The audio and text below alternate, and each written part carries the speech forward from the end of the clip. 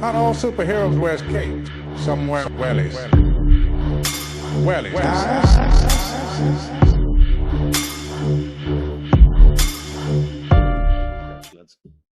Hello, everyone, and welcome to another edition of the James Conway Experience.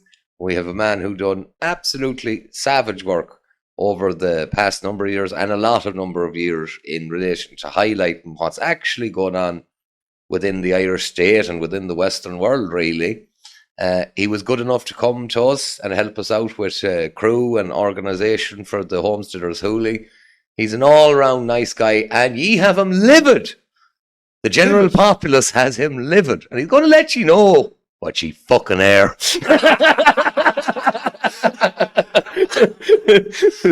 Mr. Dara Flaherty, you're very, very welcome, and thanks very much for, as I says, for everything you've done for myself and Darren with the festival, and thank you very much for standing up for our rights during the mass psychosis that happened. I've stopped calling it the other things because it's just a mass psychosis.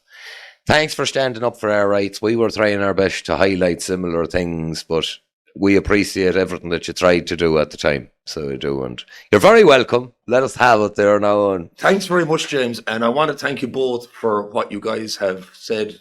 The event here last month, was it? Yeah, it was amazing. I haven't been as relaxed in a decade, I would safely say. It was like the whole world disappeared out there, you know? Yeah. It was, I haven't done that in so long. It was just this farm for a few days. Yeah. And it was like all of the other problems didn't exist for just a few days. And it was a big reset for me. It was a big relaxation thing. I was so mellow, you know, even though it appeared so at some times, you know, when the saw wasn't working or whatever, you know. But actually that was spectacular for me, you know. It was really nice to have such a crew of like-minded people. Like there was no morning meetings or that. It was just everyone kind of knew what they were at, and they floated around and done what they had to do. And, yeah. And for years to come, we're looking forward to it. It can only get a bit bigger and better every year with the help of God. And just it's such a break. And do you know, as someone who's farming here, it's a beautiful thing to open your farm to people who appreciate what you're doing and what you're trying to do. And yeah, it's really nice. So it is. And I've had one story back to me, a man who told me a story. He was very disappointed I didn't dedicate enough time to listening to a story. I'm very sorry. You feel like you're being pulled from one corner to another when you're doing something like that. And next time I shall listen to your story with more oomph. Well, evening time is always the better time for stories. When I would have thought so, yeah. I would have thought in the middle of the day isn't the time to pull a man aside and talk about mythology, but fair enough. Get off the quad there, I have something to tell you. I realise you're trying to empty the bins, but I've got something to say to you. Yeah, it's Dara, where did your journey start? Because you're fucking, like, I won't call it activism or that, but you're on the scene for absolutely years, and you know, the whole right-wing thing, it's a great thing to fucking chew you up and spit you out at some stage, and they've done it with me, and they've done it with a rake of people. It's a rite of passage, you know? Yeah, it seems to be, and then you can build on that then. Once they've cancelled you, yeah, then everything you do after that, you can't be cancelled again. Yeah. You can only be cancelled once. And you get a really tight crew of people that kind of go, no, I know that fella, and I'm not taking this. I know who he is. You see, you're not entertainment to those people, the tight crew. But when you see you have thousands of followers looking at your videos and no one is defending you in the comment section, those people are there for entertainment. Yeah. They're not there for anything strategic. You're not worth the trouble of defending to them. They'll just go off and watch another video somewhere else rather than getting into an argument with some crazy lefty in your comment section. Yeah. You know, whereas the solid people who realise the hard work that goes into everything, the fucking impossibility it is to do anything effective, they see you working hard. And when you then make a video or whatever you do, or anybody, it applies to anybody who makes content, they're the people in the comment section who are defending you and sharing your videos around on different platforms. And, you know, those people are the strategic people. They're your allies, and they're able for an ally relationship. And the other people want to be your friend because they can dump you anytime they want then. Or they can say bad things about you and say, oh, well, we'll just fall out so we won't talk. But if my ally betrays me, well, he might very well find himself in a fucking hole, mightn't he? You know, but friends can fall out with each other, and it's not that serious because they were just friends, you know. So a lot of people nowadays, 90% of their human interaction is on social media, and they can manicure their friends, and they can just block people they don't like, and not be friends with people, and they can only have people around them then that agree with them. And if they stop agreeing with them, they'll block them, get rid of them. So then when they come out into the real world, that's the type of relationship they try to have with real people. They don't know how to have real relationships where you fall out with a fella rough in the morning and by lunchtime you're having tea together. They can't do that. They think you insulted my ego, so therefore we'll never speak ever again. Or if I ever have to speak to you, it'll be in terrible terms. Whereas I fall out with my friends all the time. I would be rowing with people. I'm known for rowing with my best friends. Like, you know, I had a garage for years and I was a mechanic, you know. And it's a kind of a rough trade, like, you know, it's you meet rough people in that trade, you know. So it can be kind of boisterous. So we'd often be rowing, you know, but at the end of the day, we'd sit down and have a pint, or we'd sit down and have a cup of tea or whatever, like, you know. Yeah. But you don't get that online. If you fall out with someone online, it's forever. It's over. You'll never see each other again, or it'll all be war forever. So they have these disposable relationships, and they think then when they come out into the real world that every relationship is disposable. But if you're a person who 70 or 80% of your relationships are real, then you go online, you're going, what the fuck is wrong with all these people? Why can't they just talk to each other like that? It's two different realities, though, isn't it? It really is.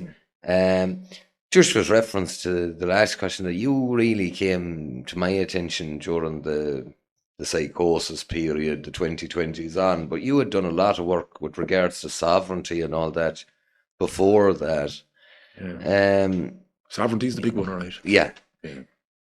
This was an attack on all realms of the individual rights and of community rights, and, you know, you're probably at the same stage as me now where, like, I look at the general public now at this stage and I think, you know, there was a time where I would have laid down my life for what I would have called the people of Ireland.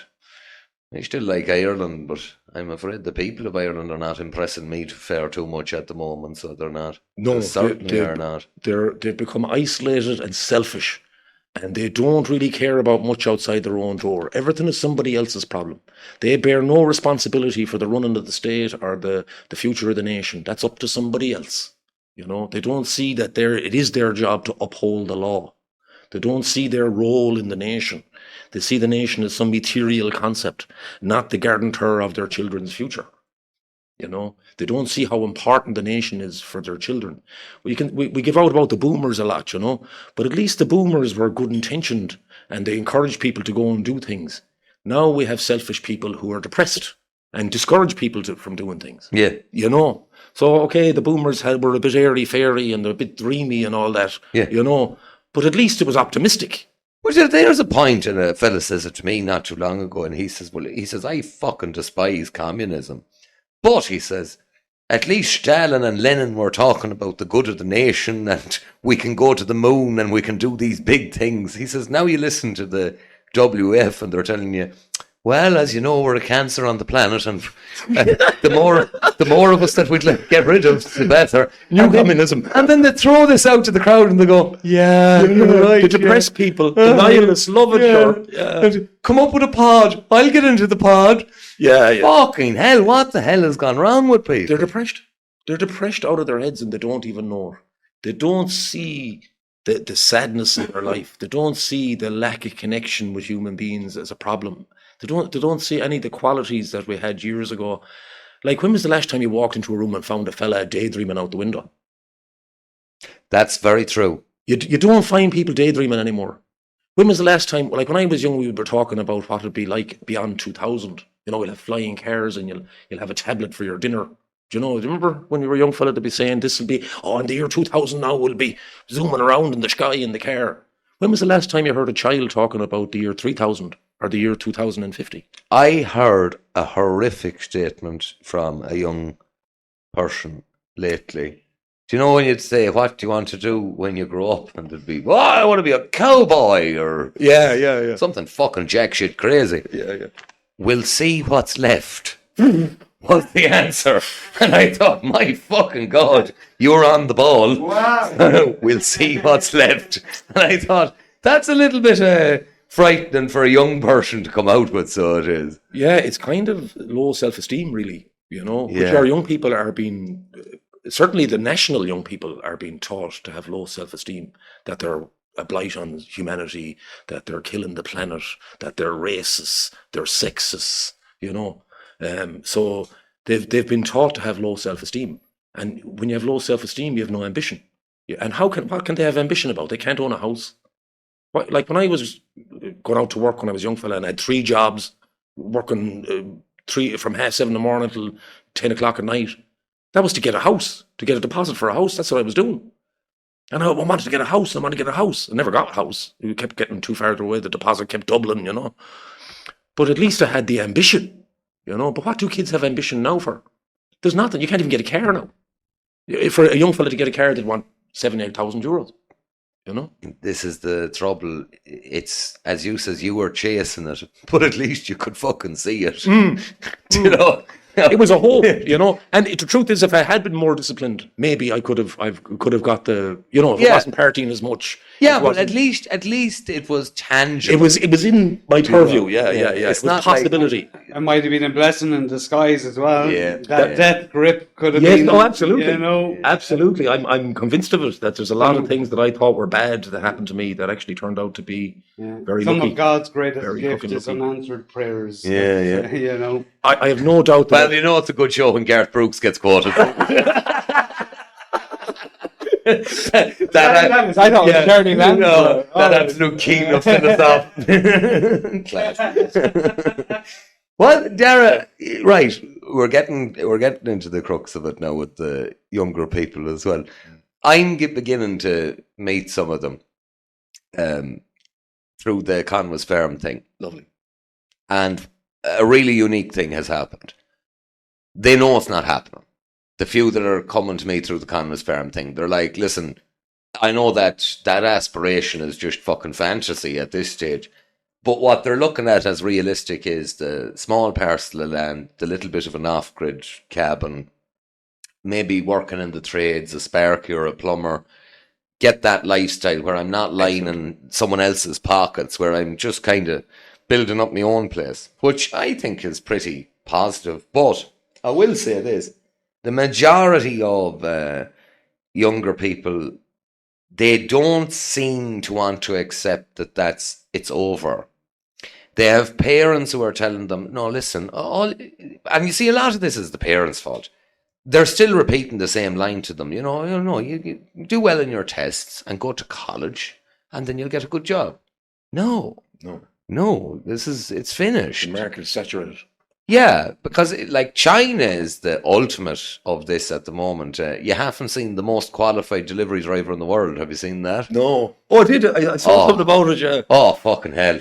Hong Kong, I think a doctorate, and I don't know how many PhDs with that. I don't even know what those things are. But anyway, this fella's going around on a bicycle with a little bag on the back delivering people's food.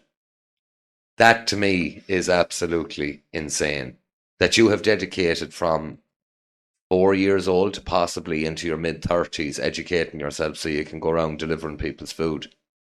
What a waste. What an absolute waste of your younger years. Well, if we take it back to Ireland as well, we're stripping human resources, doctors, dentists, lawyers, all these kind of upwardly mobile jobs from these other countries where you can get 10 or 15 grand together and come to Ireland to work as a Deliveroo driver, so we're doing this to other countries. We're stripping their human resources to bring them here to work as slaves and servants. Yes. Okay, they're slightly better paid than slaves, but the slaves had to have subsistence as well. Like, it was no good if they didn't have somewhere to sleep. Are they better? Because as far as I can see, right, and this is an issue that I have with an awful lot of these namby-pamby, let everyone in, everyone's welcome. Listen, mate, if you're an immigrant and you're living with 8 and 9 men in a house and you're able to pay the rent and you're able to get a bit of grub and maybe a pint on a Saturday night, don't turn around to me and say, see, look, they're enjoying themselves, they're happy. And I have my It's takeaways. nonsense. Yeah, I have my takeaways. So. Yeah, well, I got a coffee, so who gives a fuck about the 9 Romanian lads sleeping in the one room? Fuck them. Oh, that's grand. Sure, that's what they want. That's how they want to live, you know. So, like, Irish people, they have a great power of justification. Do you know, there was a big problem with alcoholism in this country for years, and I think it instilled this power of justification in people that any old shit that comes into their head, they can justify it, you know. Yeah. So, on one side, you have people saying they're what's this, virtue signalling. You know, that we're all great people and we're doing everything nice and all, we're doing the best we can. And then they're stripping human resources, the best human resources out of all these poor countries, bringing them here and using them as servants. And they're gardeners and waiters and chefs and cleaners and all. And it wasn't until, I'm old enough to remember when the lawyers and the barristers discovered that the plumbers and the carpenters were making more money than them. Yes. And that's when mass migration really kicked off. Because the lawyers, the barristers and the doctors couldn't handle the fact that their plumber had a better house and a nicer car than them. And one way to fix that was to bring in loads of plumbers, carpenters and anybody else. Cleaners were getting £40 an hour back in the early 2000s. Cleaners, £40 an hour. I know, because I was paying one. You know? So when that started happening, if you add up £40 an hour, there aren't many lawyers on that kind of fucking money, at least starting off anyway, you know. So they saw this. Their cleaner was actually making more money than them. They realised, hang on, this is upsetting the status quo here. Hold on. How are they going to respond now when AI starts? Because the funny thing about AI is fairly well targeted on those white-collar jobs. Do you know what I mean? Yeah.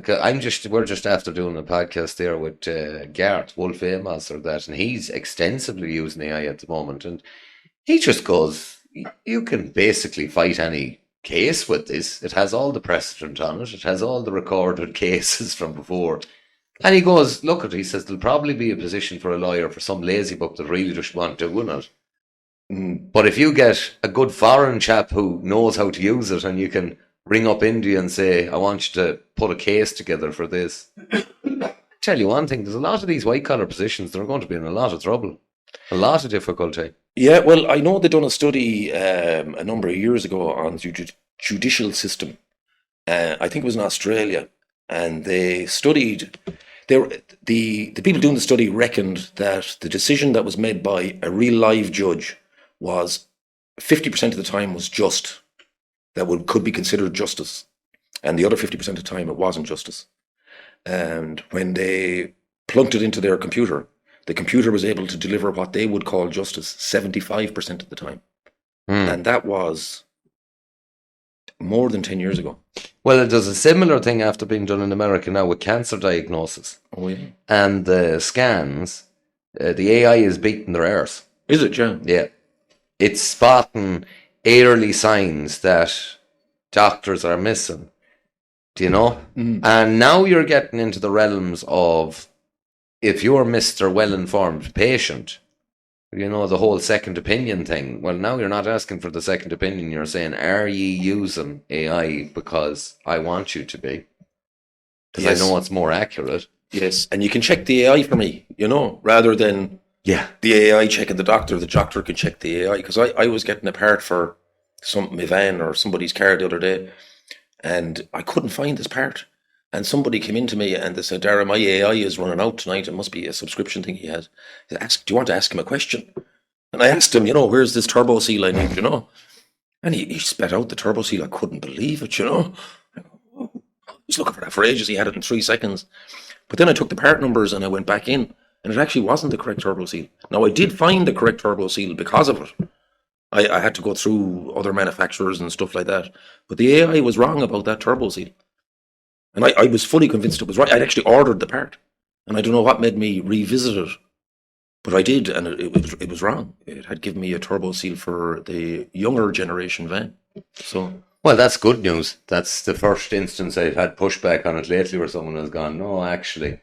But Darren, you've seen that now. It it can make up stuff to suit itself in odd time as well, so it can. Oh, it does, and it can fill in blanks, and you do have to check it. You do have to check it. Like, obviously, there's times I do find when, if you're looking for statistics and stuff like that, it's too time consuming to check it, really, Yeah. you know. Yeah. But like, something like part numbers or locations or, you know, I've seen it being wrong. I have seen it being wrong, or filling in blanks because my question wasn't right, or Yeah. I didn't phrase it right. So it's all about how you use it as well. But you is know. there not something frightening about that? Is it not very human-like that this thing is kind of bullshitting you when it, Yeah. do you know? Yeah, Is that not really terrifying? It's just like, instead of going, fuck it, it goes, Well, there's this. To me, it's still garbage in, garbage out.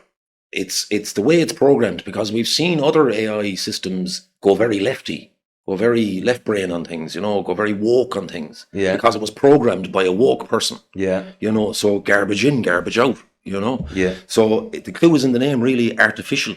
It's artificial, you know, it's not real intelligence. And the proof of the pudding is the energy consumption. It looks to me like they just got a whole bunch of computers together and juiced them up. You know, they've got a whole bunch of processors working really hard and really fast. But, you know, what's this fella's law, that the Moore's law, that the speed of a computer doubles every few years or something? yeah, I remember it's to do with microprocessing and that, yeah. So then if the problem with doubling is you can only double so much until it goes logarithmic. It starts to explode, you know. You go 2 times 2 is 4, 2 times 4 is 8, 2 8 is 16, 32, 64, 128. Now you're gone bananas all of a sudden. You square 128, it's 3,000 or 4,000. You know, you square 3,000 or 4,000, it's what is it, 90,000 or nearly 100,000. But that's where the quantum computing is coming in now. And we'll have a fella on doing the podcast. He's going to explaining that to us, because he reckons this is the silent thing that's going on in the background. He could be. I think that's more like it. I really think. He reckons AI is just thrown out there for you to discuss. Yeah. That's all. Yeah, you're generating data for the quantum. Yeah. Yeah. Yeah. I'd be suspicious there myself now. Now, I wouldn't have any knowledge of that, but I would have been going there in my head like that there's a new kind of a chip coming that's going to run on protons instead of electrons. And because protons are much smaller than electrons, and you can print the chip much smaller. So at the moment, the chip, the filaments inside the chip are gone so small, the electrons, you can't go any smaller than an electron, because that's the electricity. But if you start using protons, they're way, way, way smaller, and you can make the little filaments way, way, way smaller then. So you can fit much more onto the chip, you know. So that's kind of my understanding of quantum. I seen a thing, it was on about the computers in the 50s or 60s, and it says that a modern day birthday card that plays you music had more computer, more computing processor power in it. And I was like, that's insane. Yeah. That you had something the size of a room. And then a fellow went, well, let's make it half the room, quarter of the room. And now all of a sudden, like, some of these modern day chips wouldn't fit on your fingernails, or they wouldn't.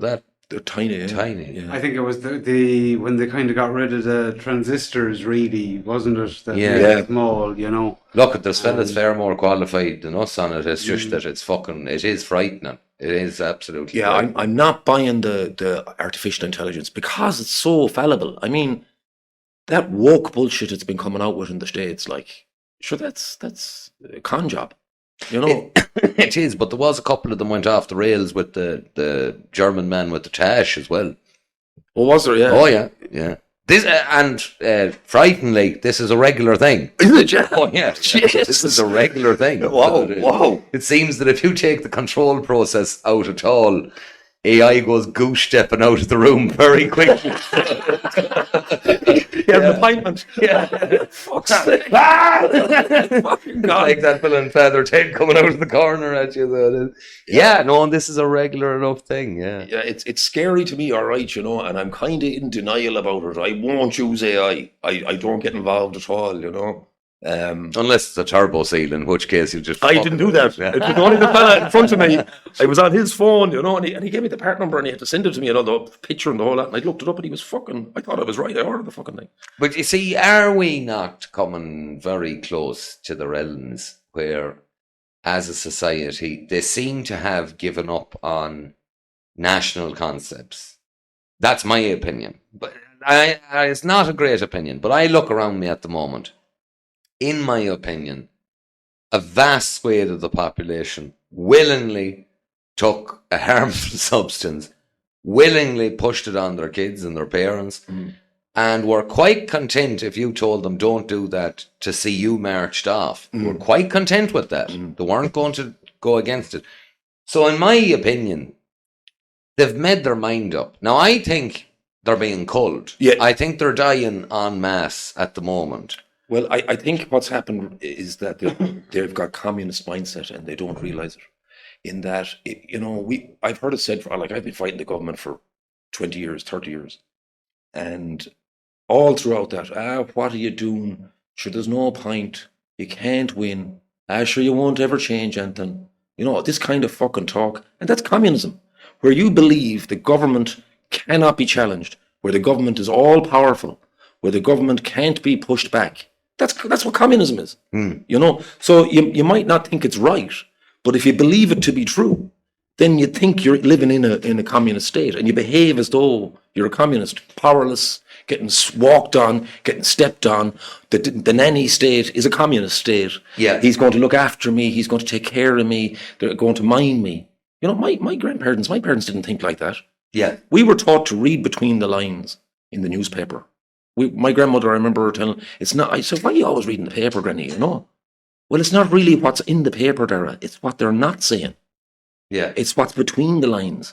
That's how you know what's going on. Yeah. And that was a big lesson to me when I was very young, But I can't understand how people cannot look at all media from the realms of propaganda and say, what is going on here? What are they trying to do? So anyone who's watching this show, I tell you, try and decipher it. What you'll find out is it's just two fuckers in a cowshed fucking shooting the breeze. It doesn't matter. But you should try to decipher what is going on here. Why is their show stifled? Why, if I subscribe, do I not get a notification about that one? Why is that going on? Do you know? Why... And they can do this on YouTube. Why is there 4,000 something subscribed to that channel, but only 1,000 or 2,000 has watched last week's episode? What's going on with that? Those people would rather believe there's something wrong with me and you than is wrong with the government. Yes. Because it's easier. There's no responsibility there. Yes. If they believe that there's something wrong, I'm a far right. He's far right, that fella. You don't have to listen to anything he says. Yeah. I can just go back and listen to the government in my peaceful life, and I don't have to take any responsibility for the horrible shit our government does every day of the fucking week. Yeah. But isn't it a lovely pat on the back, instead of looking in the mirror and saying, something, I'm a bit of a coward.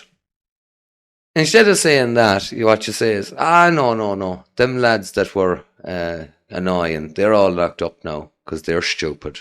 I'm clever. I was really smart. Right? I was very clever. He didn't play the ball. He just better off play along, get along. Yeah. You can't do anything about it anyway. Yeah. You'll never win against them fuckers. No. Oh, where's Leo Varadkar now, huh? He's out in America. Good luck, Leo. Bye-bye. You big fucking weirdo. Yeah. He's dead right. He'll have 3 pensions. It's this, and he won't fucking come back to Ireland. That's all. But I see these justifications all the time, and it's hilarious to me, especially older people. Older people are wonderful for this because, it's a conversation that has to be had or that, and get someone in their 70s or that, and they say, sure, why would you be going against it and get along? You could turn around to them and say, do you know something? I can't think of any situation where I go 70-something years and never rebel against anything. Fuck me, you're pathetic. Yeah, And they don't want that conversation. Because I had great respect for the older people of years ago. Because the vast majority of the older people from years ago are that they had lived in very hard times. They had reared families. Yes. They had you know, they had brought this state, in my opinion, from a position of, let's say, abject poverty or that, into a more modern situation. And a lot of them had travelled abroad and brought home a few pound and done it. I had admiration for them. Massive. I don't know. I'm running out of it now. Do you know? I used to think they were better. I never thought, this is one that really bothered me. I never thought there'd be a population of older people in Ireland who would willingly go along with the idea of young people not being able to go to a nightclub because they might get sick. I thought the older people in Ireland would have said, hold on a second. Fucking hell, fair enough, there's a disease. I don't think there was a disease. But fair enough, you're telling me this thing exists. But for fuck's sake, you can't let the young ones not meet each other on a Friday night because I might get sick. I'll just tell the young ones, leave me off, it'll be all right. Well, we were getting messages from the care homes in Galway and around the country begging for help, begging to be rescued, that they knew it was communism, that they had seen it before, and that they're all going to be murdered in the care homes. So these are the messages that we were getting during the lockdown. I got, I tell people Antifa are over. Antifa don't exist anymore because most of them listened to us and didn't take the vaccine. And it was actually an Antifa member who rang me in Galway. His mother made him ring me because she worked in a care home in Galway and Tuam. And they had no deaths for 2 years. For the year prior to the fake psychosis, whatever you want to call it, and the first year of the fake psychosis while we were waiting for the poison. They had no deaths of any cause. Yeah. And within 2 weeks of the rollout, there was 12 people dead. Yep. In one care home. Yeah. And I got stitches on my face outside Dáil Éireann over that.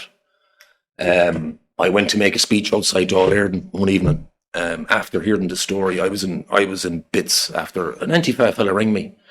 And so I knew it was sincere, because for him to swallow his pride and talk to me like that, it was a big deal, you know. And how do you feel when you look around the right now and you see all of these characters that me and you knows done jack fucking shit when this was going on? They done jack fucking shit. And now they're fucking going around waving flags, fucking making speeches, the whole lot. I'll tell you one thing, it's frustrating to me.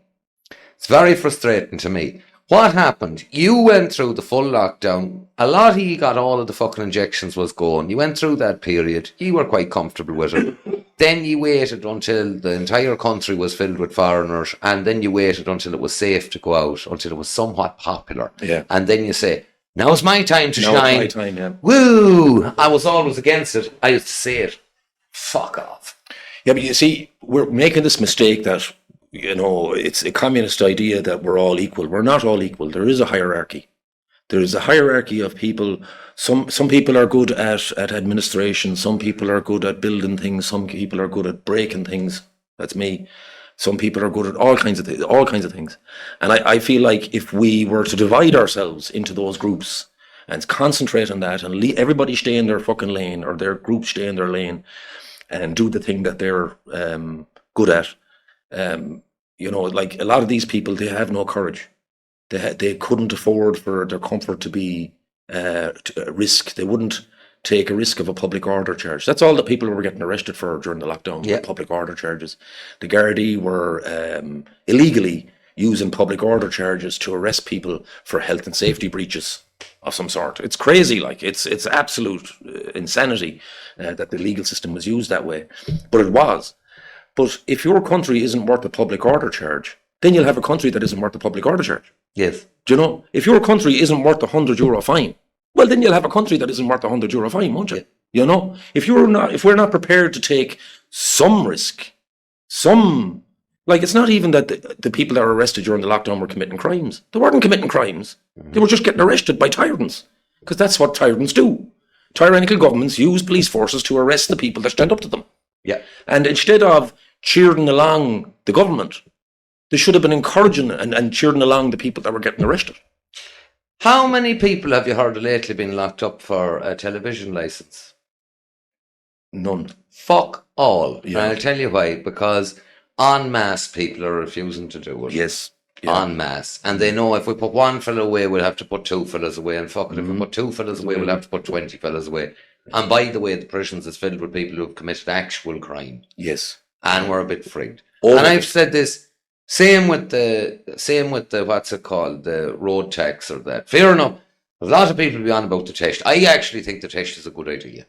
I do. The MOT is a good idea, but the NCT is a joke. No, I honest to God think you're dealing with a society now where they are so unclued into how anything mechanical actually fucking works that it's not a bad idea for a fella to go to Lamp and say, is this person going to kill themselves or someone else? I don't disagree. That's not what happens in your NCT. That happens in a DOE test. Well, that's the one I do get the van. All right. It's a very good test. There's a network of established businesses all over the country with the finest test equipment in the world, all over the country, family-run businesses, small businesses all over the country, and they do a far superior job of testing the vehicle than the NCT does. Mm-hmm. And the only thing really I noticed as a mechanic, because that's my trade, since the MOT came in, or since the NCT came in, people used to come in years ago for services and get their brakes done and get this done. Now they come in for the NCT and that's it. And the car's driving around with ball joints hanging out of it for the rest of the year, like. Yeah. And even the NCT people tell you that once you drive out of the building, they make no guarantee of safety. Yeah. And the simple fact of the matter, if you look at your NCT test, it'll tell you about the imbalances. Yeah. Yeah. So if both your shocks are gone, it won't fail. If both your calipers are gone, it won't fail. That's a fact. You can bring a car with 2 broken shocks into the NCT, it'll pass. Provided there isn't oil pissing out of them. Like, if the oil is completely gone out of them and all that's left is the spring, they'll pass. But that's an interesting point. Or I'll take that on board, because what you done was remove the personal responsibility for the. Yeah. There you go. But you bring that into a DOE. The DOE fella will find it. Yeah. The DOE lads, that's a quality test. Well, thank you for correcting me there, because I was on the wrong path there. Yeah, no, you're correct. Yeah. Yeah. It's just a money making scheme. Yeah. It's another contractor money making scheme, the NCT, that is not worth the money you're paying for. No. And it's depriving these other businesses that invested millions and millions of euros into test lanes for their garages. They're all over the country. You ring up any time you get an appointment. You know, okay, sometimes there's a bit of a waiting list or whatever, like, it depends. But you have options. You can ring another fella and go to him. I've had some interesting moments lately, Dara. I'm sure you. Yes, you have. My parents pulled me to one side a week or two ago. There's talk now that the grants, if you're in receipt of a pension, that they're going to take your subsidies and grants, that you're not going to get these European subsidies and grants, that you're getting a pension, that's enough for you. And me mum and dad pulled me to one side, because when I started out here, I says, I don't ever want a penny of a grant or a subsidy. Good man. Because I says it won't exist. And they says, what?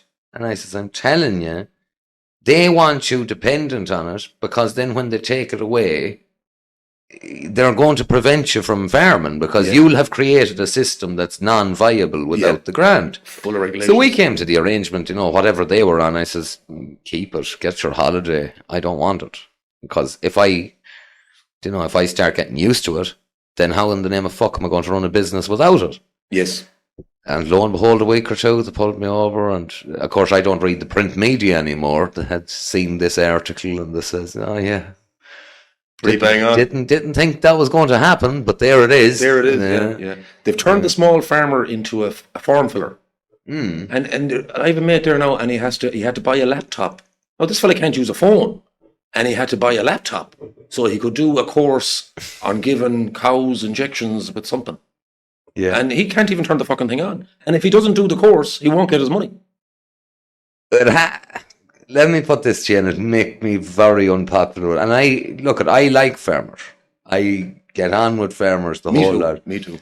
But hasn't it become a fucking pathetic creature when you're letting some shit house at the other end of the world tell you if you can have hens or pigs or not? How did they get? How the fuck do you take a 6'4" grunter that used to split you in two on a football pitch and say, oh, and by the way, you can't have hens unless you get an inspection? And he goes, okay. What, have you got a form for me to fill out?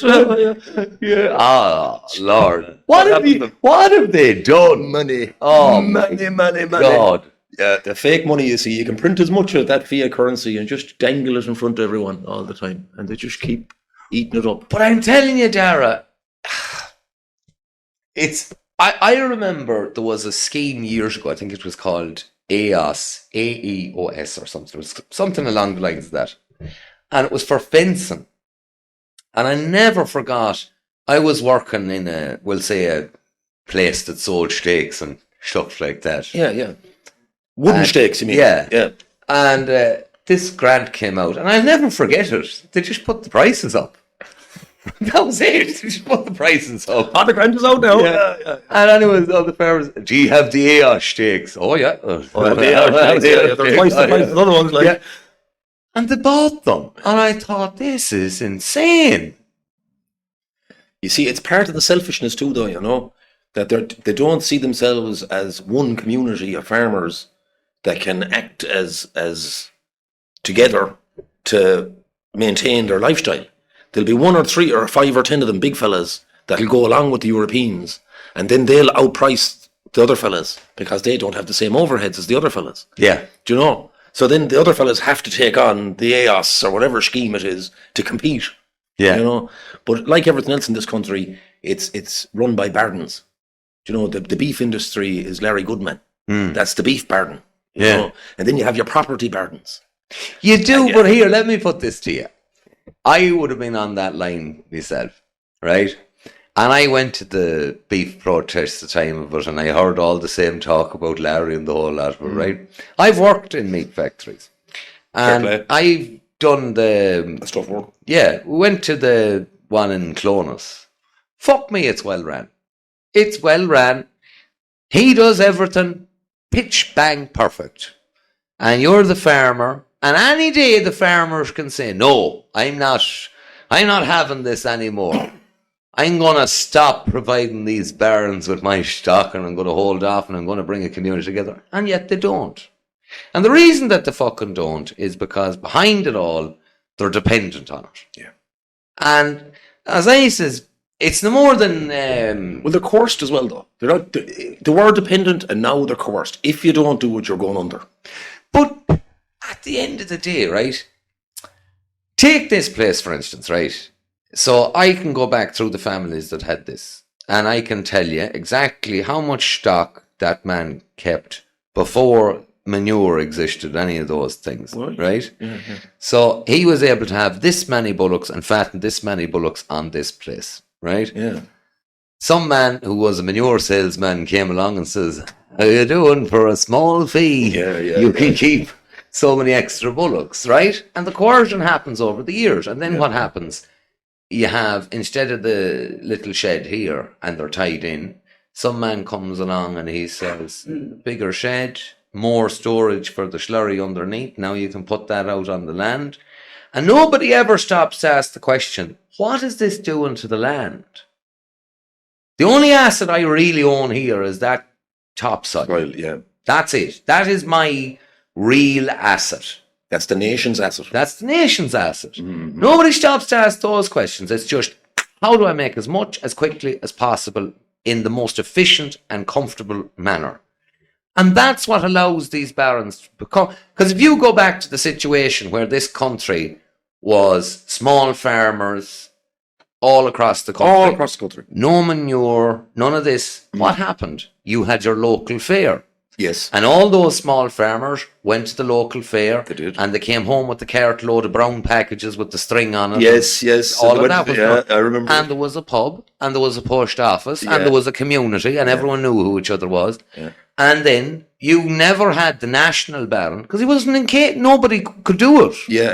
It couldn't be done. Yeah. The only thing that allows these barons to exist is to centralise. Yes.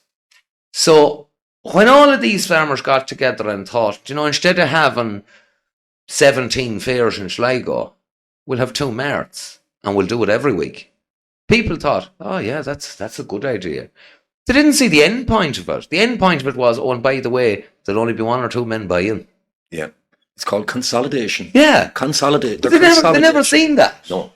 Well, let me turn it on the head for you. I'm a welder, and I'm an amazing TIG welder. So I can weld stainless steel. Yes.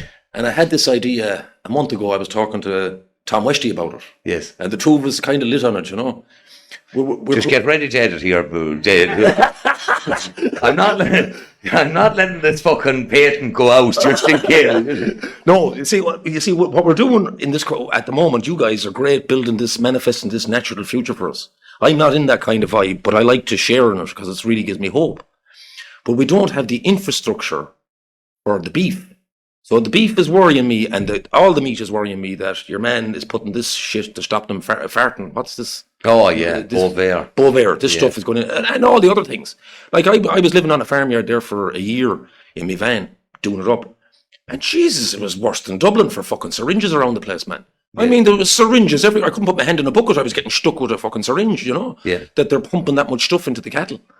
So I had this idea, why don't I weld together a stainless steel slaughtering unit? Yes. Yeah? And you can, it's a pretty straightforward. No, you can't bring the beast up in the back of it. He'll fucking destroy the thing. But if you kill them out here, then you can drag them up into the side of the thing. You can chop them up, and there's a tank for the blood, and there's a tank for the innards and all that. Well, I'm glad you've came to it, because he's a fellow we're approaching. He's Home Kill UK. I'm not aware of anyone that's doing it in Ireland, but it's in the UK and it's working. Is it? Yeah, and I'd really like to get him.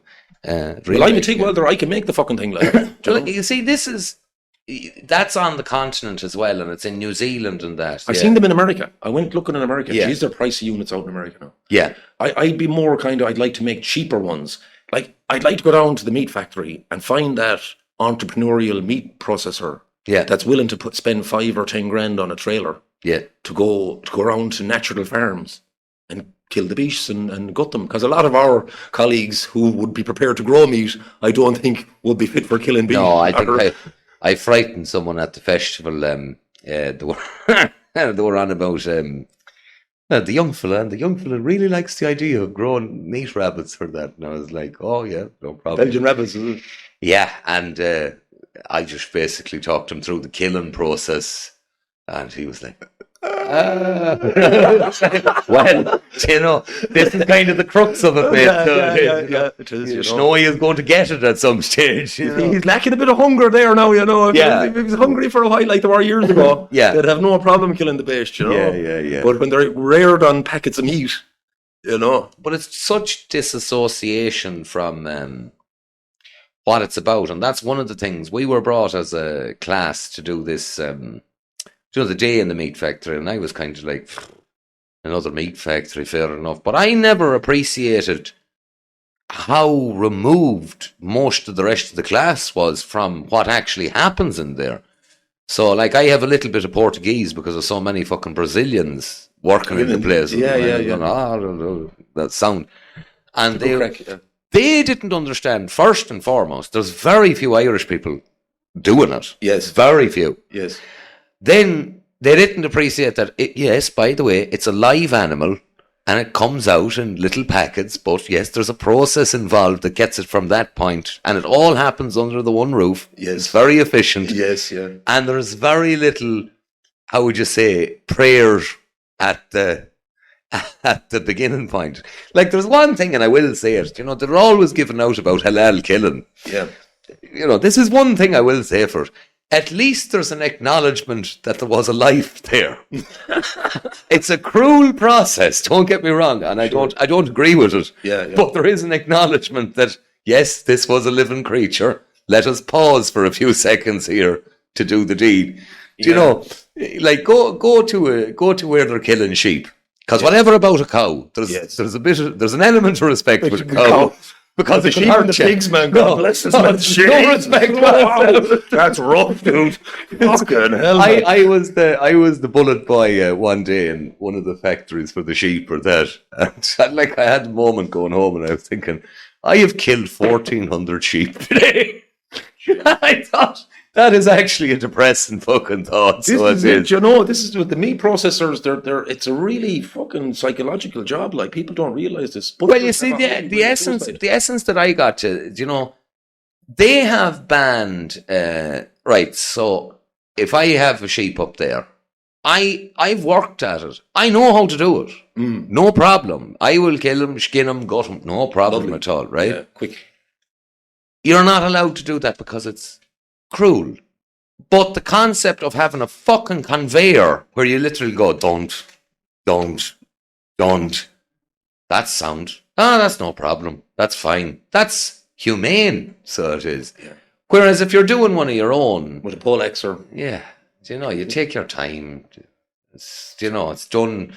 You try not for him to know that he's giant. yes, because they know going into that meat factory what's going on. Like they can smell it. What Jesus? Like that's a really traumatic thing for an animal going into the meat factory. Like they know what's happening. Well, I've often thought about it, and I'm not a vegetarian. I really enjoy meat, but the entire concept of skipping around the field, happy as the day is long, and then bundled into a trailer, off to a mart, bundled into another trailer, and then all you can smell is the blood of your comrades. Yeah, no, fuck that. There used to be a pig slaughterhouse in the middle of Galway City in the Fair Green, right beside the bus station. Yes. And for most of the morning, you'd hear nothing but screaming all day in Galway. The pigs screaming. You know? And people just got used to it, Yeah. But I think if people knew how pigs were slaughtered, they might have a different opinion of how pigs should be slaughtered. You see, I think at the end of the day, right, there's no nice way of killing. There's no nice way of killing. There's nicer ways, though. But they're slower. This is where the concept of it for me changes, right? If you're doing your own one, you can do it in a nice way. You can separate them, bring them away, quiet corner. This job has to be done. I'm going to recognize that you were a good animal. I'm going to perhaps cover your head that you don't see me coming with this fucking item. Do you know what I mean? There's a nice big bucket of food now. Yeah, that's right. Yeah. Give a last thank you very much. Want a cigarette? Like one of the things I like to do is a little prayer. Do you know? We own the little Our Father. Do you know? Yeah. Give us this day our daily bread. It's done now. That cannot happen on an industrial scale. You cannot supply KFC with chicken if you're going to take each hen off and be like, no, you were a good hen, but your day has come. Whereas when you do it yourself at home, yes, you can do that. You can. Do you know? Like I do often have a hen up there, do you know, and poor old devil, she's gone past laying and she's getting there and you're just kind of like, well, tasty. Do you know? There's a bit of grub on you, do you know? It's all conscious. Well, I nearly ate that cockerel you have out there. I know I'm on the Listen now, I bear no responsibility for this. If you have 36 acres and you park beside a fucking hen house, don't give out about the cockerel, for fuck's sake. Just because he says, where's the quickest point to the kitchen in the morning for me coffee? It's probably beside that hen house. Get up there near the kettle. But let me look at that idea of the halal slaughter, and I think it was very clever on Mohammed's part and very clever on our government and Western government's part. Even in times of peace, Mohammed kept his warriors in and around blood and slaughter. Yes. And even in our country, blood and slaughter is kept away from you. Yes. You don't know about death. You don't learn that chickens have to be killed and cows have to be killed and that it's a bloody mess. And, so people have this kind of sanctified or sanitized view of life. Another thing is that it's a very important aspect of their religion that your family is doing sacrifice. So when they have the festivals, Eid and whatever the other ones is, they actually want to get involved. Yeah, this is a taboo subject in Ireland as per se, but I've been approached because I'll be honest about it, I've worked in enough meat factories where I've met Muslims and stuff like that, and they're looking to be out, they're there for the kill, they want to be part of it, all the rest of it. That is something that if they find out you're a farmer, they will ask you, they will say, can we come and do the kill? Yeah. And I'm not going to say it's because they're inherently cruel or that. I think it's the fact that it's a sacrifice for their family. They're doing the sacrifice. The food is going to be consumed by themselves. And I try to get this through to people or that. There's an awful lot of people, they talk about Muslims and Islam and all that, and they're very ill-informed on a lot of the subjects of it. Sure. This is like one of the things. I've had man-to-man conversations about the place of the lady in the home and all that. Let me tell you something. When them lefties actually begin speaking to people, their minds is going to be fucking blown. Yeah, because it's a different outlook. It's a completely different outlook. Can you see how it creates two different societies, though? Of course it will. When slaughter is in your house, yes, or slaughter is removed and you get your meat in a packet. It's two different kind of minds altogether. It is, but you see, I've had I think it was PR, we were on about the subject of paganism and stuff like that. And I said, I would have viewed the Irish society as a stronger society pre-Christian. I would have viewed them as a stronger society. I don't think Christianity gets you well set up for the warfare that might well be on the way. I really don't. Maybe if I think like before we had the Vatican in Ireland, we had a different kind of Catholicism here. We had Catholic, Celtic Catholicism here for centuries. And the Romans never got here. No. And really, to me, it's not the Roman Catholic Church, it's the Catholic Roman Church. Yeah. And in Ireland, so I count myself as a Celtic Christian, a Celtic Catholic. I am a Catholic. Yeah. I found my faith again, must be 7 or 8 years ago. I was a militant atheist for years. Yes. And I was good at it. Yeah. And I was trolling. And I was all these kind of things for years and years. Yeah. And then I found that biologically, I was very scientific, very kind of engineered, and I'm an industrial engineer. And there's a golf ball sized portion of your brain back here. And under MRI, the only time it activates is when the person engages in prayer or spirituality. Mm-hmm. So for me, and this golf ball size portion of your brain will be a certain size depending on how much you use it. Yes. So I felt like I was wasting a portion of my brain. Yeah. And that I needed to give it a chance. Yes. And to see, does it connect to something? Is there something else that my atheism, my rationality in that sphere of science and rationality and engineering, Am I missing something? Why did this thing evolve? Yes. Why is that there? So that's opened me up to just spirituality. Well, I'd be similar. I believe in a creator. I fervently believe in a creator, and I think one of the great things that science will do is prove it beyond reasonable doubt. They're falling into I have friends who are very scientific at the moment, and they're falling into the realms of simulation theory and prompt theory and yes, all of these things. And I just laugh and I said, it must be a bit of a bitch to fucking spend 40 years being an atheist and then to go, oh, by the way, it's a simulation. Well, who created the simulation? Fuck you. Stop you. Fucking hell. But I fervently believe in that. And the Celts referred to it as Dogda, and then came God, and there's all these different titles. Mm. Why spend time arguing about it? That's the bit to me. And you see, the essence, I think, of Christianity, there's a big difference between the words of Christ and what this priest tells you about him. Because if you think of Christ went into the temple, seen they were changing money, turned over all their fucking tables and ran them out of it and fucking knocked down the temple and then rolled it again. That's the story. But they don't like that story. What they would prefer to tell you about is when he turned his cheek. However, when he turned his cheek is a mistranslation. Turning your cheek was the height of disrespect at the time.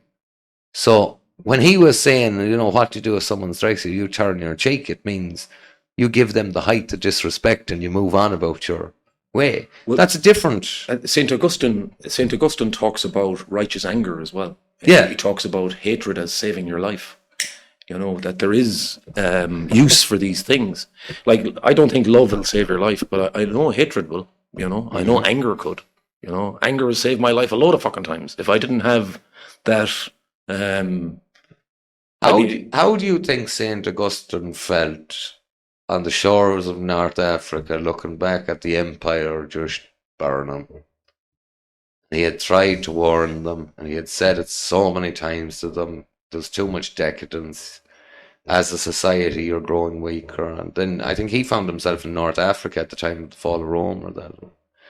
I don't know much about St. Augustine at all, I have to say. I just discovered this recently. I don't know who I was talking to. But I'm trying to recall who I was talking to, but anyway. But Was it a priest out here? No, it wasn't. No, it was not, But for me, I was fortunate. Actually, it was a Croatian man I had met who opened me up to spirituality. He now lives in Cappoquin, and he's a great guy. And he actually fled Croatia because the authorities were beating down his front door to vaccinate his child. Now, this is long, long before. He said the hinges, he could see the door hinges were starting to give on his door, and it held. And the family up and left and came to Ireland to hide from medical doctors trying to vaccinate his child, who was called Dara. My name is Dara, and so he was, Dara. Anyway, he opened me up to spirituality again. But one of the things that made it possible for me to open up was that he said to me, never let anybody tell you who God is. Yes. And I thought that was very powerful, And actually, in Catholicism, the Roman Catholic Church isn't the church. The people are the church. The Catholics are the church. And where any two men convene in Jesus' name, that's the church, Yeah.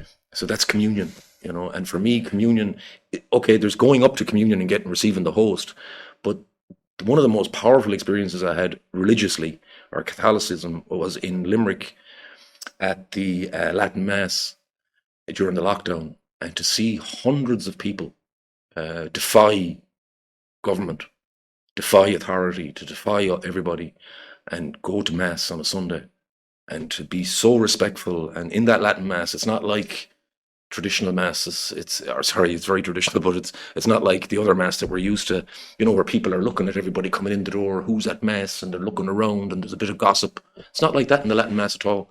Everybody is very intent on the priest, and very intent on church, and there's nobody looking around. There's no chatting going on. There's none of that.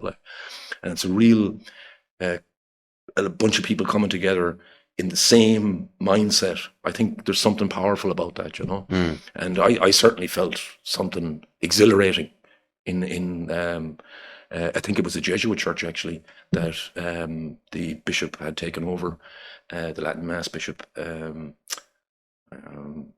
I can't think of his name, but he was a good, strong man, Father Bob Buble or something. I can't remember his name now, but he was an inspiring man, and it really solidified. You see, I was worried that even though I was spiritual, the reason Catholicism is the tradition of my ancestors, but I found myself that how do I know my morality is moral unless I have an objective standard to measure it to, not my own standard.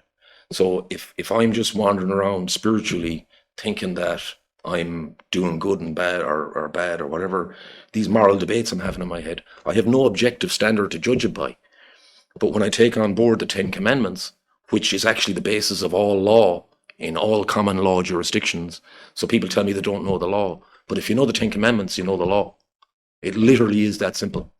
There's acts of law, which man makes, but the law was prescribed by God through the 10 Commandments. And it may not be everybody's cup of tea, but it is how our country was set up. It is, and it does a very important thing too, that I think, I won't say I despise them, but I'm very disappointed with the modern age priest. You have something there that's incredible, and your attempt at that is to kind of frolic around and fucking prance around and not be a figure of authority, and just a dick. Yeah. The modern day priest is a dick. So he is. He's not, how would you say, filled with the fervour that he should be at all. He's ashamed, and they're on the back foot. I remember we went to the cathedral in Longford because they wouldn't say Mass, during the lockdown. And we actually went to speak to the bishop. And fair play to that man now. He came and spoke to 10 or 15 people at once. We went to his house. It was next door to the cathedral, knocked on the door, and he came out and actually stood. And he didn't get an easy time. But he still stood.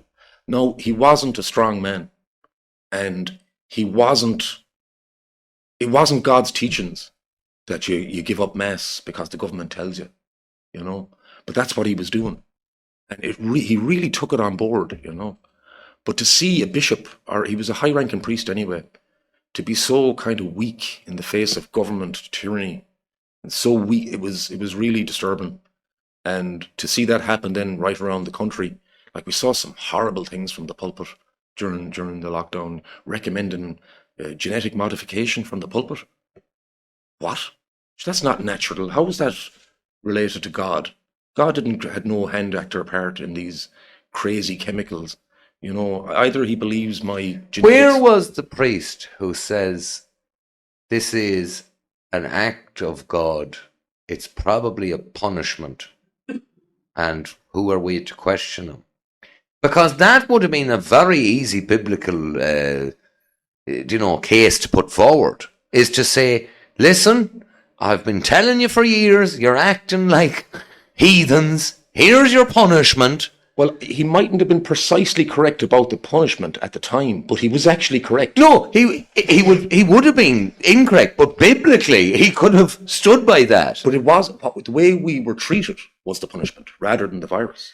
By allowing our government so much authority over our lives, in our homes, in our schools, in our workplaces, on our farms, where did people think it was going to go? Where did you think it was going to go when you let governments tell your children they can be boys and girls, they can change sexes? Do you know, what did you think was going to happen? Well, I'll be what do people think it was? I did not win friends or acquaintances during that period because I was just a pretty thick ignorant ass. If someone said something, I just went, no. That's the way to be, though. You know? I mean, you have to be thick with these people. They have all these nice intentions. And they gather together and they validate their nice intentions as being good people. But sure, the world is full of good intention. Do you know that? But it's also full of horrible, horrible, dangerous people. Power-hungry megalomaniacs, perverts, deviants, Satanists, chaos merchants. The world is full of that stuff. You know, and if we don't, okay, we can have good intention, but we didn't win the battle over chaos. We didn't win the battle over the forces of darkness in this world. When did we as a nation forget the word no? It's a very simple word. It's a very powerful word. And you just need to mean it, is to say no. You know, when somebody says, well, you need to wear a mask. No.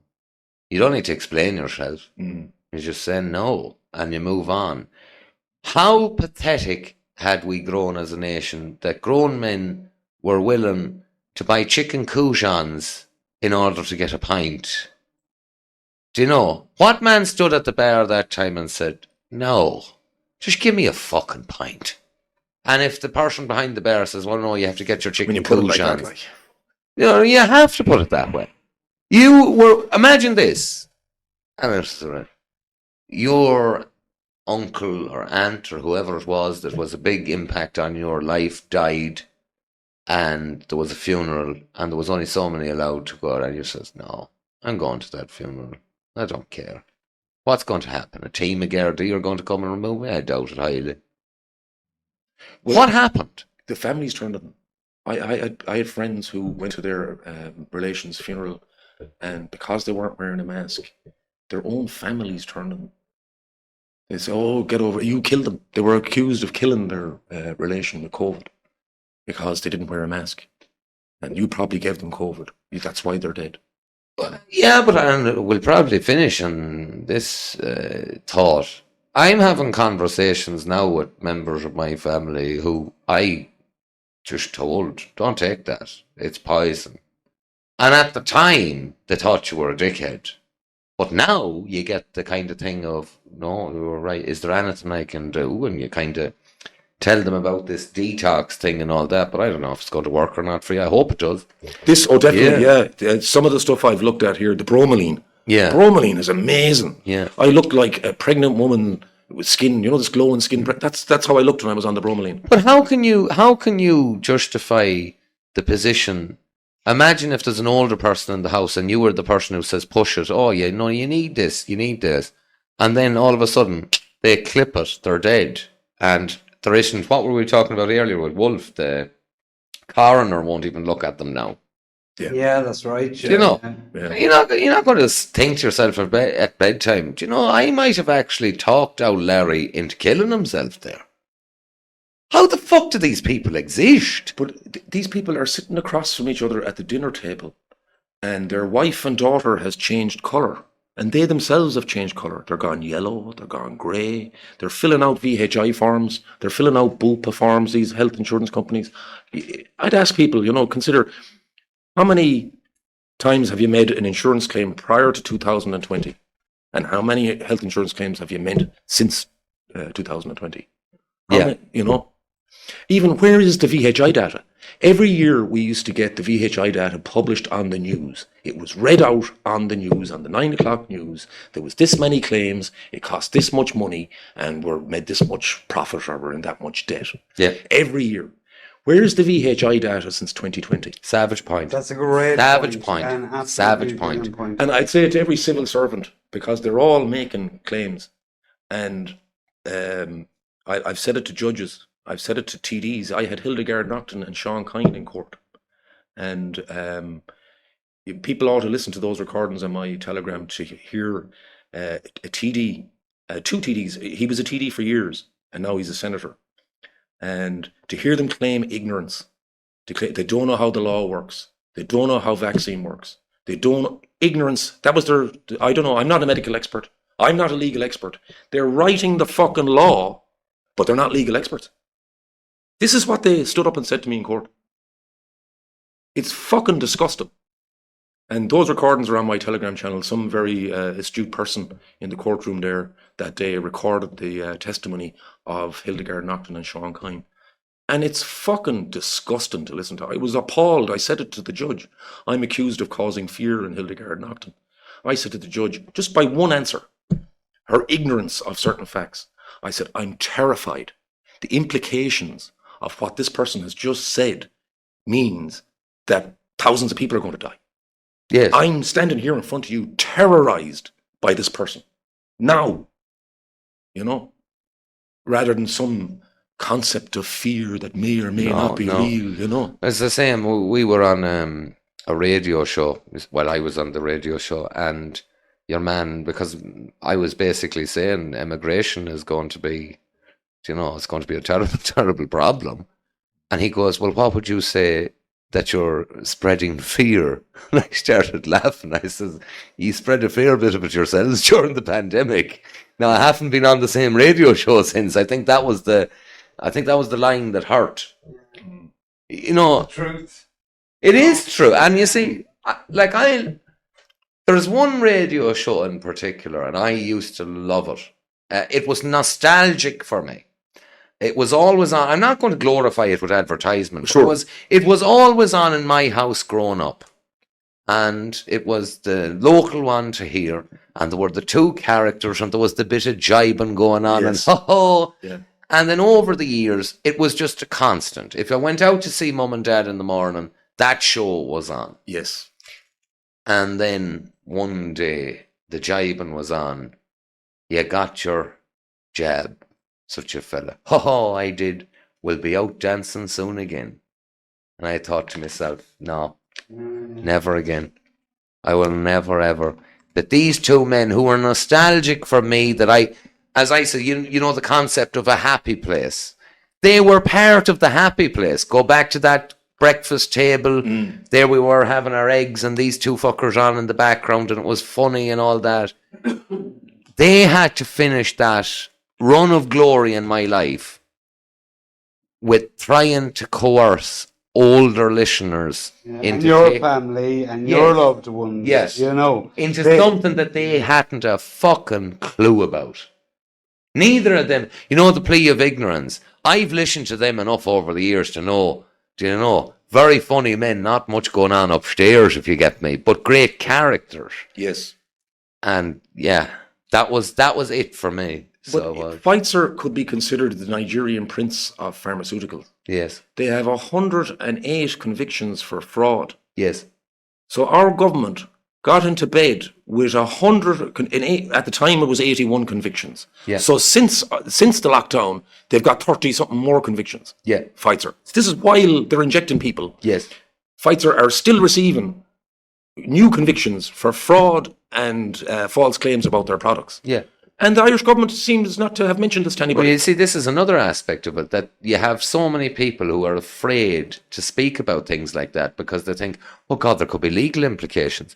Absolutely no one will bring you to court when there is a fucking myriad of examples of why they should not be bringing you to court.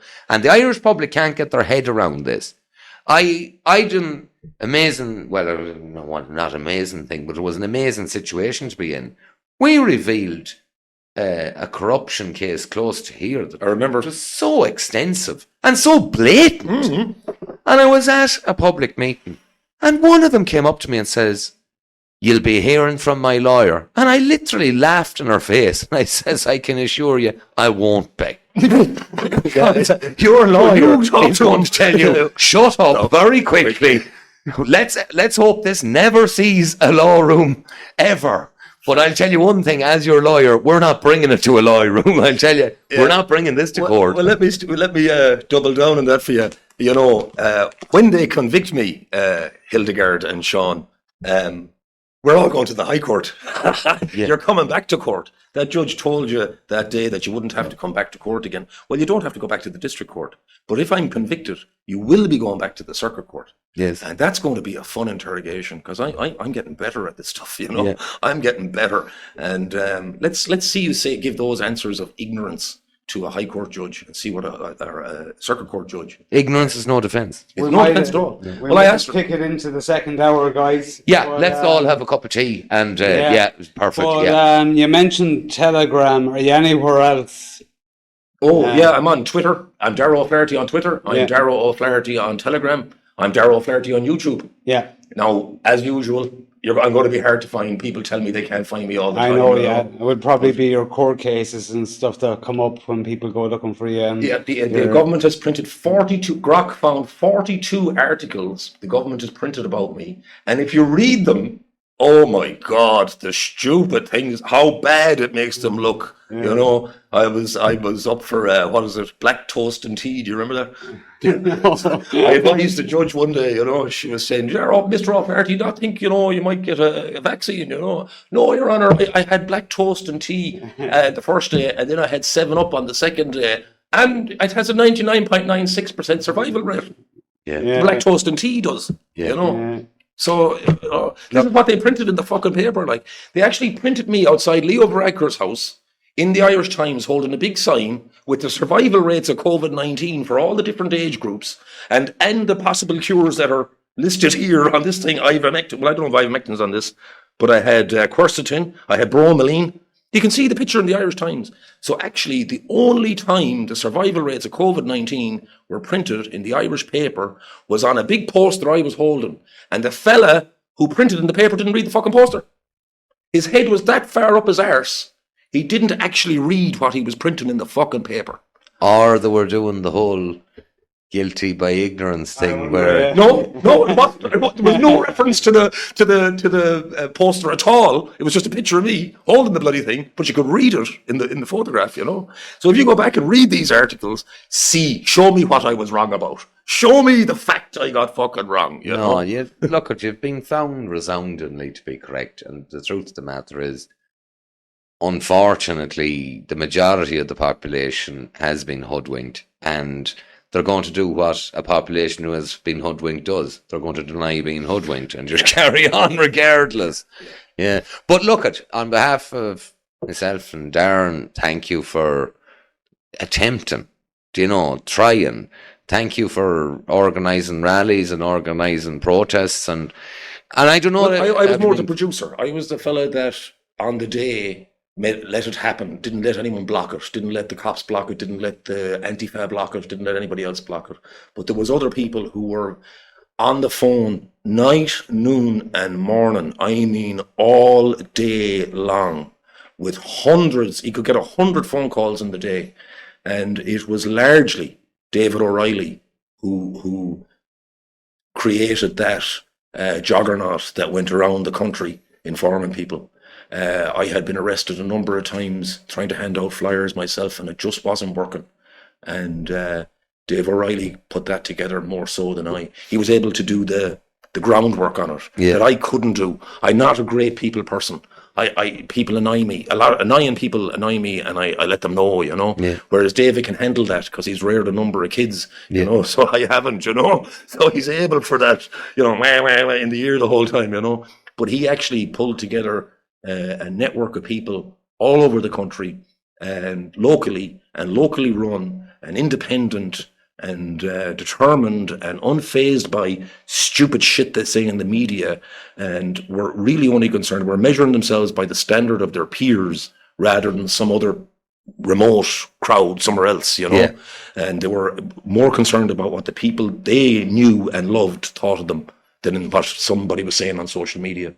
Well, look at it, I think it boils down to this is, you know, all of us will be 70 or 80 one day with the help of God, and when a young person comes up and says, what did you do?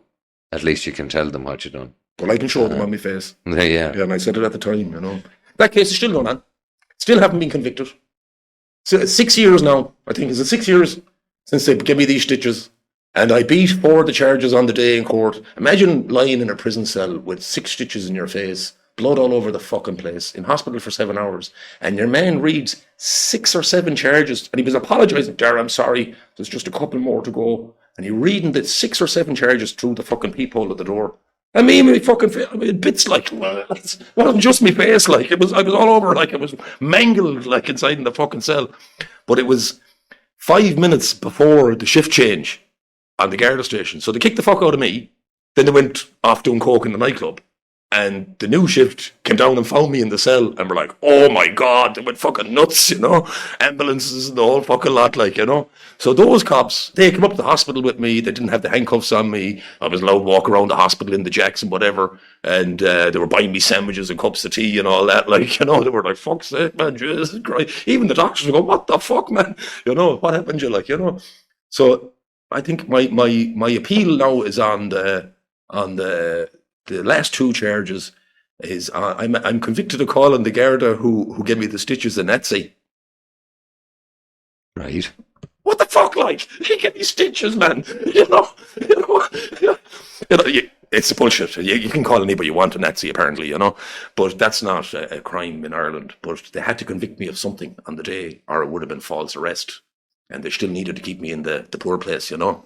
So we'll get to the false arrest yet, you know. Well, thank you for receiving stitches on all of our behalves, and just thank you for just being a good person over the last couple of years. As I said, there's been plenty of people who'd, you know, it's the nonsense, it's the whole right-wing echo chamber, and fucking this guy is not actually the nice guy, he's this, that, and the other. And I think the podcast will clear that up for a lot of people, that you were just someone who done your damnedest, tried your best. So you did. Well, I think there's a lot of people out there who don't have the courage to do the kind of things that me and others do. I'm not the only person like me in Ireland who respects sovereignty, who understands that they can't be harmed, that if someone tries to harm me, I have the right to harm them. Yeah. If someone tries to kill me, I can kill them.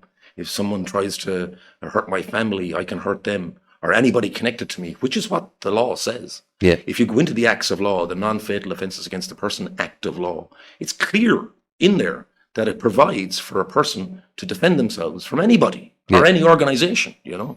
So that's all I was doing. But other people don't have the courage to do that. They don't understand sovereignty because they have communist mindset. They think the only way out of this is to negotiate with the all-powerful government. Well, it's not. It's not the only way out of it. There's plenty of ways out of this. You know? Well, let's dive into them on the Patreon. Let's do that. That's it. Well, let's do that. So tune into the Patreon for the actual ways out of this. God knows we're not fucking telling you that on YouTube. Thanks very much. Thanks, Dara. Cheers, guys. Fair play to you.